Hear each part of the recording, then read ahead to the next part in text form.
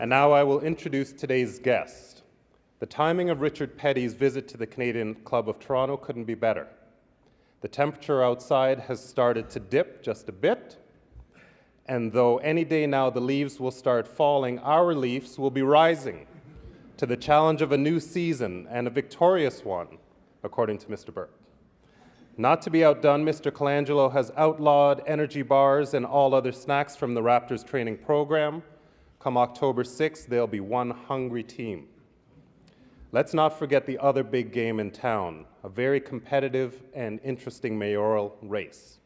Relevant to us today because our guest has thrown his hat into the ring, not as a candidate, but as a city builder with a lot to say about our future. Luckily for Toronto, Richard Peddie is an ambitious man, someone who sees problems, situations, and opportunities in new or different ways, and in doing so drives progress and change. By his 5th year as president and CEO at Skydome, his organization had hosted more than 1,000 events and 29 million guests, and had been chosen Stadium of the Year for 4 consecutive years by several sports and entertainment industry publications. Richard was also one of those chiefly responsible for bringing professional basketball to the great city of Toronto. He became president of the Raptors in 1996, making good on a dream he'd had growing up in Windsor, Ontario. Since becoming president and CEO of Maple Leaf Sports and Entertainment, he has tripled its value and made the Toronto Maple Leafs one of the most valuable franchises in the National Hockey League. And of course, we cannot forget the addition of the Toronto FC and BMO Field to our sporting and entertainment landscape. But Richard Peddie's vision extends beyond professional sports. He has made direct community involvement and betterment a part of the culture at MLSE. Look no further than the MLSE Team Up Foundation, whose mission is to improve the lives of youth by building facilities, giving to sustainable programs, and empowering youth through sports and recreation. Today, Mr. Peddie joins us to share his thoughts on how our city can live up to its full potential. Please welcome the President and CEO of Maple Leaf Sports and Entertainment, Mr. Richard Peddie.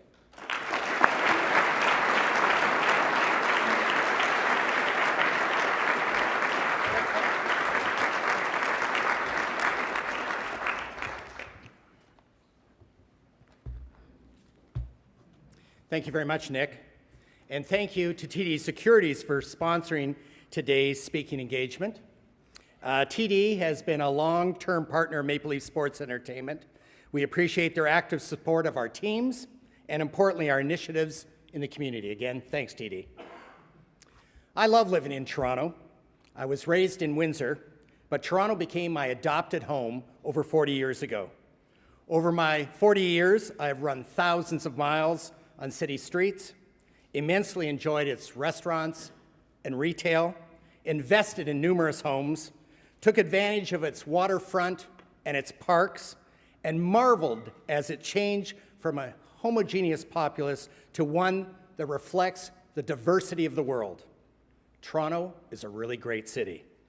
But as I travel internationally and as I observe the political and administrative goings-ons in the city, I wish for much more for Toronto, much more. On October 25th, the citizens of Toronto face an important decision, a decision that will affect the fortunes of the city and its citizens for years to come. The choice of the 64th mayor of Toronto is a critical one, but also is the choice of the 44 councillors who will work with the mayor is equally critical to hopefully, importantly, move Toronto forward in a strategic, innovative, world-leading fashion. Because what happens politically in Toronto is in some ways even more important than what happens at Queen's Park or in Ottawa. From policing to transit to garbage collection, all of our lives are impacted on a daily basis by municipal politics. Also, what tourists and business people experience and see while visiting Toronto helps shape our international reputation, and therefore positively or negatively impacts city coffers financially affected by business investments and tourist dollars. Now, a great City Hall team will make a positive difference to the city. However, an average or poor City Hall leadership team will definitely make a negative difference. So you, all of us in this room, and approximately 1.5 million other potential voters have an important choice 40 days from now. But unfortunately, the majority of Torontonians either don't realize the importance of their vote, don't care, or don't believe that their vote will matter. You see, in the last election, only 39.3% of the populace actually took the time to vote. And if you think that was a fluke, only 38.3% voted in a municipal election just before that. So when you realize that the winning candidate for mayor of Toronto, who might only receive 30% of the vote, it means he or she could have the support of only 1 in 8 Torontonians. I know I will vote on October 25th, and by putting this speech, on our company intranet site, I will encourage the 660 full-time Maple Leaf Sports and Entertainment employees to vote as well. However, like about 33%, if you believe the polls, of Torontonians, I'm not completely sure of who I'm going to vote for on the 25th. But I do have a scorecard to mark them on, to help me make a decision. First of all, I want a leader, not a manager. Managers manage what's already been created. Leaders create something new. And I want a City Hall team that has a crystal clear vision of what they want Toronto to be. The former president of Notre Dame University said it best. The very essence of leadership is to have a vision. It's got to be a vision that the leader articulates clearly and forcefully on every occasion. You can't blow an uncertain trumpet. Amen, Father. But what exactly is a vision? Well, it's a view of something seen, something possible, something seen in a dream even. It's a stretching, guiding, reinforcing statement of intent and commitment. And it needs to be rock solid. It can't drift with the tactical issues of the day or the fashions of the day. And it has to be the way the mayor, the council, the bureaucrats, the city employees think, talk, walk every day in every way. Unfortunately, in listening to the 5 major candidates for mayor, I don't hear or begin to understand their long-term vision for Toronto. I hear lots of short-term tactics like freezing taxes for a year, cutting costs, but those aren't compelling. They don't get me inspired and pumped about Toronto's future. I applaud the work Mayor Miller's Economic Competitiveness Advisory Committee did 3 years ago, and I will refer to them a number of times in this speech. The committee addressed many issues and opportunities, and importantly, they took a crack at a vision statement for Toronto. But unfortunately, it was 88 words long, far too long to be inspirational or memorable. So a clear and compelling vision will go a long way to getting my vote. What else? Well, what else do I want to see from my mayor and our council members? I strongly believe in author and teacher Noel Tishy's 4 leadership pillars. Ideas. Ideas that are new and modern and will go a long way to making Toronto a truly world-class city. Strong personal values, deeply embedded values that he or she lives up to all the time. Energy. The winning candidate needs to possess high personal energy. It's a demanding 24/7 job. And the individual needs to use that energy to create positive emotional energy in others that will help get rid of bureaucracy and stretch people beyond what they think they can accomplish. And finally, edge. An individual that is going to make tough decisions in a timely fashion. The new mayor and his or her plans will never, never please everyone. Whatever he or she champions will be criticized by a percentage of the population and the media. To be effective, to be successful on October 25th, the winners absolutely need the courage of their convictions. Now, I could go on about my mayor and council leadership beliefs. I just read a new book that I will encourage them to read, and it's called The Intangibles of Leadership by Dr. Richard Davis. Davis goes beyond Tishy's 4 pillars and outlines the 10 qualities of superior executive performance. In his book, he makes a real case for will, integrity, social judgment, fortitude, fallibility, and 5 other qualities. Definitely a good read and a book that I plan to send to all newly elected members of City Council after October 25th. Okay, enough about what I'm looking for in a candidate. Importantly, and the real message of this speech, just is how is Maple Leaf Sports Entertainment going to help the new mayor and the new City Council be city builders? At MLSE, we have a very simple 18-word vision and values. Our clear vision is to win. In other words, to be a winning organization on and off the playing field. Well, admittedly, and you all know that we have our work cut out for us on the ice, court, and pitch. But we are definitely an international sports entertainment leader off the playing field. One of our 4 core values to be leaders in the community. As you know, MLSE makes money. The MLS team is very, very proud of that fact. Healthy products are a critical outcome for all successful long-term companies. And we are very proud of the fact that our owners, our board, encourage us to annually invest a significant amount of money back in Toronto, about $1 billion since MLSE was created over 10 years ago. Despite what you have heard about our owners' commitment to winning, you should know that they've invested every dollar earned in trying to make MLSE a winner while growing the company at the same time.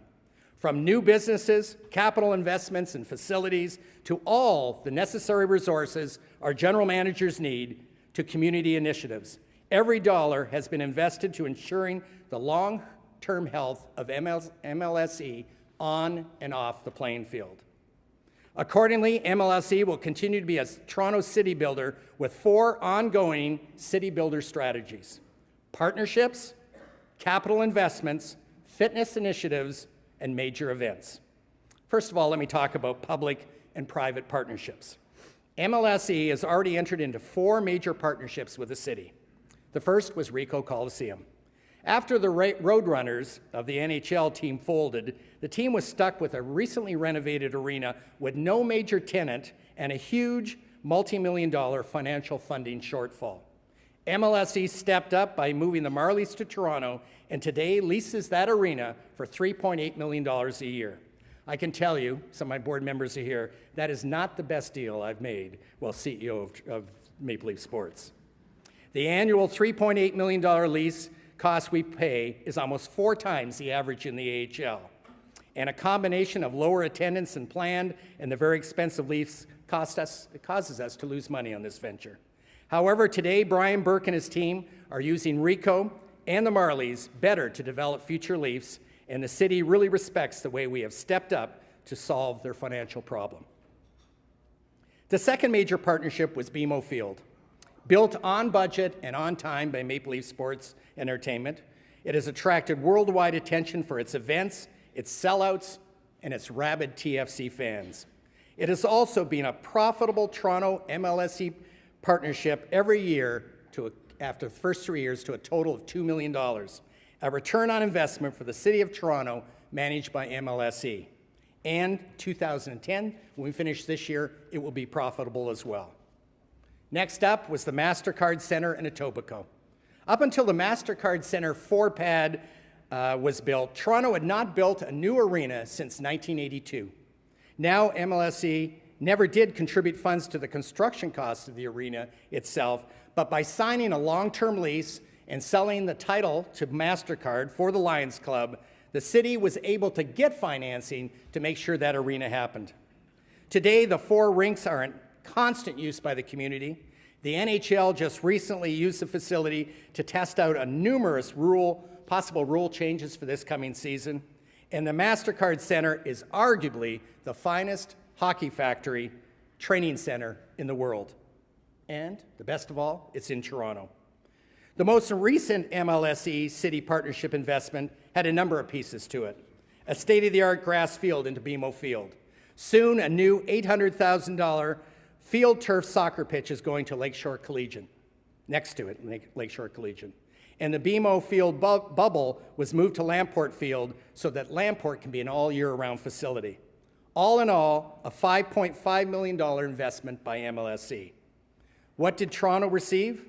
At no cost to the taxpayers, an authentic natural grass soccer-specific stadium, a new community soccer pitch, and a better utilized Lamport Stadium. And by the way, the new Lamport bubble last winter earned the city and MLSE a nice incremental $119,000 in its first winter of operation. Now, I have told you about these 4 partnerships to clear up any media misconceptions and distortion, but also importantly to prove that partnerships work. Some politicians, citizens, and media are negative about public-private partnerships. Rest assured, if they are strategic, well thought out, and fair to both sides, they can definitely work for both parties.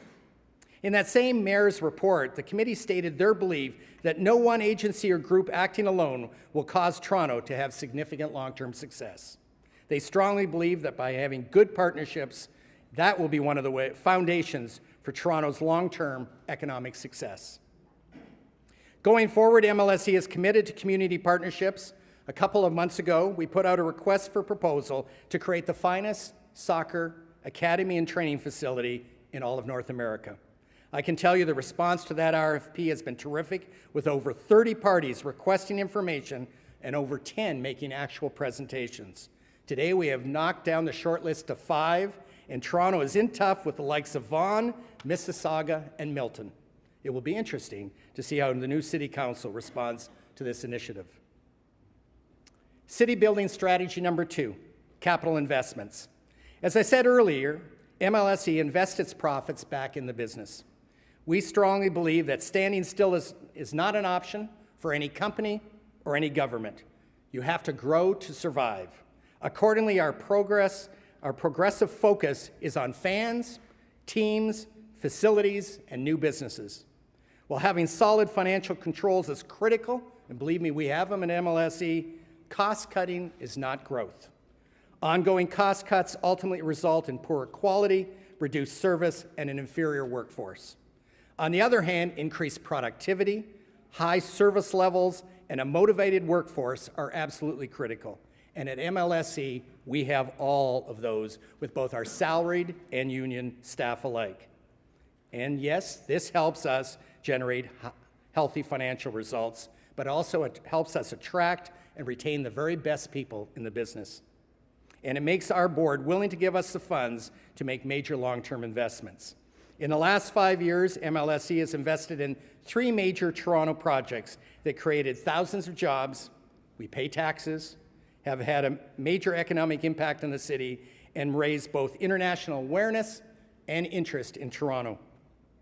From the $265 million construction of Air Canada Centre to the $48 million expansion and revitalization of Air Canada Centre just this last year, to the final $18 million that got BMO Field built 4 years ago, to the $500 million plus Maple Leaf Square.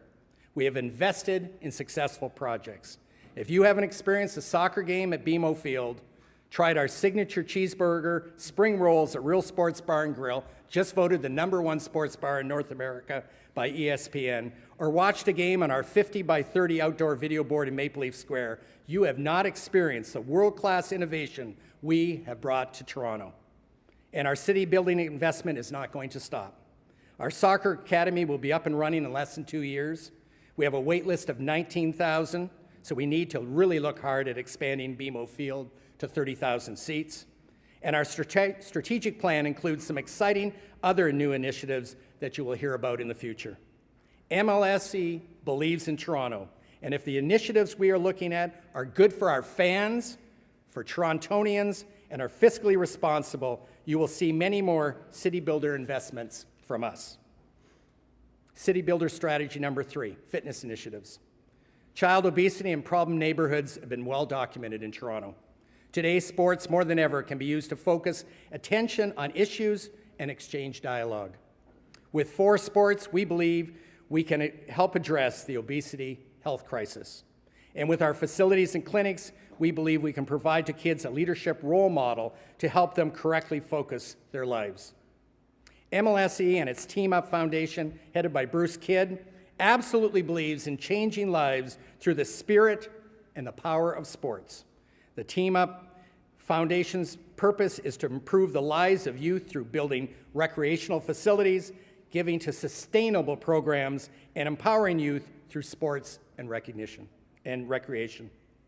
Unfortunately, today, many fitness and community facilities are in a terrible state of disrepair. Our infrastructure investment has not kept up with the growth in certain neighborhoods. Since 2006, MLSE has refurbished 22 courts, rinks, and soccer pitches in Toronto, 22 facilities costing $1.9 million. This year alone, we will spend almost $1 million on 4 rinks, 2 courts, and 1 pitch. I encourage all new councillors to let us know, make a case for what needs they have in their ward. We definitely can't fix every hockey rink or build every neighborhood a new soccer pitch or basketball court, but we are committed to doing our best. We also have very close relationships with the different national sports organizations to help grow the sports while at the same time encouraging a big jump in youth participation. $500,000 a year we started committing to Basketball Canada this year. We work closely with Hockey Canada to get rinks refurbished to make sure hockey doesn't get left behind with the changing demographics in Canada. Importantly, we're also studying how we can help women's hockey development. Our gold medal team deserves that. Thank you. Thank you from them. Working with the Canadian Soccer Association to develop more and better soccer players so Canada can compete and improve on its 103 world ranking. And the Ontario Soccer Association, where we operate a play soccer grassroots program. So whether it's our new or improved facilities, our clinics, or funding sports organizations, MLSE is committed to today's youth because a youth engaged in sports is fitter, better focused, and in other words, a better future citizen of Toronto. And finally, strategy number 4, major events. We have and will continue to bring major events to Toronto. Now you may say, events? That isn't really a city builder strategy. Well, I beg to differ. Just look at what's going on in Toronto right now, the 35th Annual Toronto Film Festival. In addition to generating major positive international awareness for Toronto, TIFF is reportedly generating $170 million in economic impact, an impressive number. MLSE has done its part with major events as well. The NHL All-Star Game in 2000, the World Cup of Hockey in 2004, which we won, FIFA Under-20 World Cup in 2007, the MLS All-Star Game in 2008, the Major League Soccer Championship Game this November, and the Junos this spring, plus about 60 live concerts every year, where fans come from far and wide to see Paul McCartney, Lady Gaga, and more recently, Justin Bieber. We are also talking to the NHL right now about having the draft in Toronto, another All-Star Game, and hopefully, if we can expand BMO Field, the NHL Outdoor Classic at BMO Field. We are also actively talking to the Pan Am Games and the Grey Cup 2012 people to see if we can help them maximize their awareness and economic impact and make their events very successful. Big citywide, internationally followed events are important to Toronto. That Real Madrid game we had a year and a half ago had worldwide TV audiences. Something like 1.8 million in Spain watched it alone. Toronto can't afford to buy that type of international exposure. So that's it. That's our 4 city builder strategies. That's how we are prepared to work closely with the new mayor and the new council in Toronto. Maple Leaf Sports Entertainment is really blessed to be located here in Toronto. We have outstanding hockey, basketball, and soccer fans. We have strong corporate support. We have lots of media coverage. Some of it's even good. We absolutely need Toronto to be healthy and successful, for us to be healthy and successful. So our vision for Toronto is an innovative, vibrant, diverse, and financially sound Toronto. And you can count on us to do more than our part to help Toronto realize its dream. Thank you very much.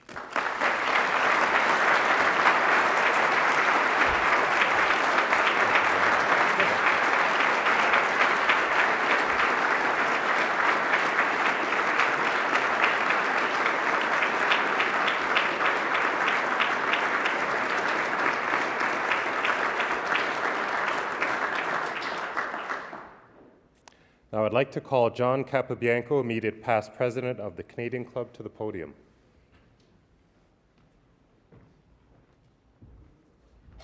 Thank you, Nick. And congratulations too, Nick, by the way, for your first official event as the president of the Canadian Club of Toronto. What a great event. So,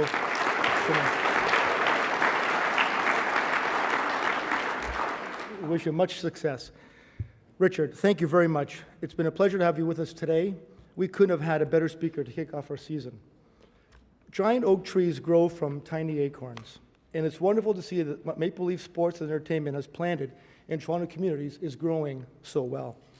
Your vision and work to bring sports and better community facilities to areas that need them has made MLSE a model corporate citizen. Now, your ideas about public-private partnerships could be the start of a whole new era in Toronto. All of us have a stake in your success, and we all need to do our part to work with you to make it so. Today, many of us know you best for how you've managed professional sports in Toronto. But in years to come, I think you'll be remembered for how you've changed the playing field for an entire city. Thank you again for speaking to us today, and we wish you much success. Thank you.